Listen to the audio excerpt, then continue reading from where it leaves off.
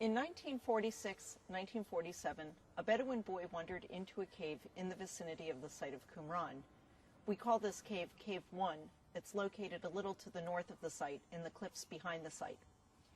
The Bedouin eventually called other members of his tribe into the cave, where they found a row of tall cylindrical jars covered with bowl-shaped lids. The Bedouin opened the jars, and at least in a couple of them found ancient scrolls which they removed from the cave.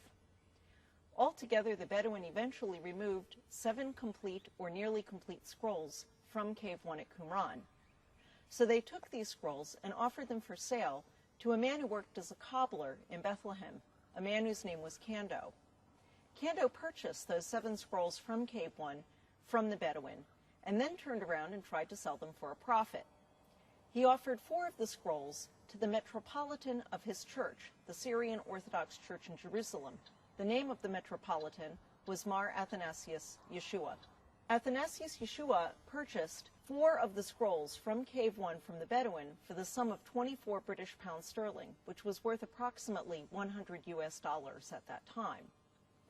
The other 3 scrolls from Cave 1, Kando offered for sale to Elazar Lippus Sukenik, the father of the famous Israeli archaeologist Yigael Yadin. Sukenik traveled to Bethlehem to see the 3 scrolls that Kando was offering for sale on November 29, 1947, coincidentally the same day that the UN voted in favor of the establishment of the State of Israel. Elazar Sukenik looked at the scrolls and arranged to purchase them from Kando, and here I have to mention that apparently Sukenik was the first to recognize what these scrolls were. Since the scrolls had simply surfaced on the antiquities market without any archaeological context, no one knew what they were, what their date was, what their importance was, or even if they were authentic ancient scrolls. On June 1, 1954, Athanasius Yeshua Samuel placed an ad in the Wall Street Journal advertising his 4 scrolls for sale. It just so happened that Yigael Yadin, the son of Sukenik, was in the U.S. at the time on a fundraising mission. Through the aid of an intermediary, Yadin was able to arrange for the purchase of those 4 scrolls so that eventually all 7 scrolls from Cave 1 came to be in the possession of the State of Israel, which subsequently built a special place to house and display the scrolls, a place called the Shrine of the Book on the grounds of the Israel Museum in Jerusalem.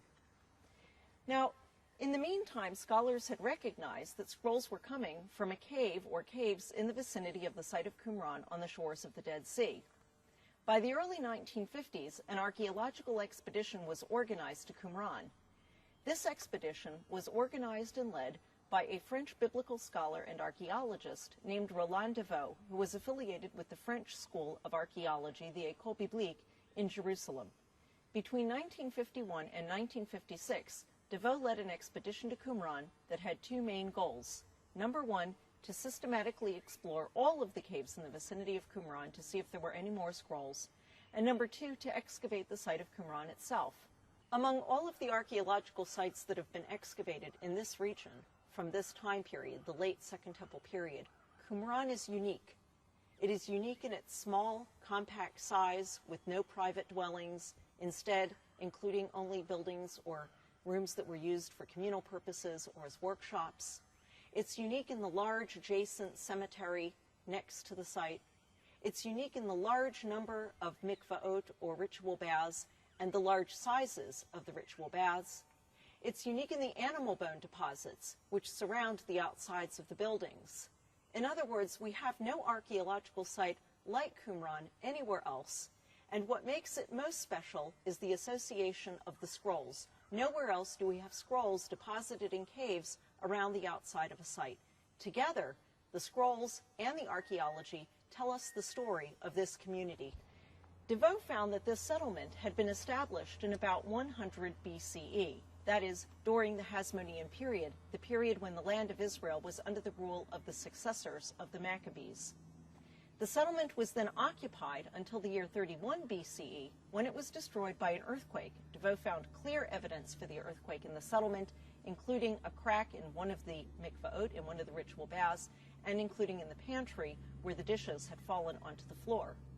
After the earthquake, the inhabitants cleaned up the site and continued to live there until approximately 9 or 8 BCE, when the site was again destroyed, this time by a fire apparently caused by an enemy who came and destroyed the settlement. It was then abandoned for a short period after that destruction and reoccupied by the same community until its final destruction in the year 68 CE at the time of the first Jewish revolt against the Romans. In other words, when we look at Qumrán, what we are looking at is a settlement that dates to the 1st century BCE, 1st century CE, through the period when the Romans come in and take over the country, and up until the time of the first Jewish revolt against the Romans in the year 68 CE. So who were these people who lived at Qumrán and who had these peculiar practices? We know that the site was inhabited by a Jewish sect that had broken away from mainstream Judaism sometime around the beginning of the Hasmonean period, that is, roughly in the middle of the 2nd century BCE. This sect separated itself due to differences over the interpretation and practice of Jewish law, focusing specifically on disagreements about the cult in the Jerusalem temple, that is, the sacrifices in the Jerusalem temple. This sect believed that priests who were not fit to serve in the temple were now conducting the cult, the sacrifices in the temple. They therefore refused to recognize the legitimacy of that priesthood and therefore the legitimacy of the sacrifices offered by that priesthood, which by way of extension would not bring redemption. This community constituted itself as a substitute temple, and every full member of the community lived his everyday life as if he was a priest officiating in the Jerusalem temple, and observed on an everyday basis the same purity laws that were required for high priests officiating in the Jerusalem temple. This explains the large number of ritual baths, since ritual purity was attained for most kinds of impurity through immersion in a pool of water. In fact, living one's life as if one was a priest in the Jerusalem temple affected every aspect of the lifestyle of this community, from the clothes that they wore to their toilet habits. Now, what exactly are the Dead Sea Scrolls, and how do they connect with the archaeology of Qumrán? The scrolls from the caves around Qumrán represent the library of the community that lived at the site.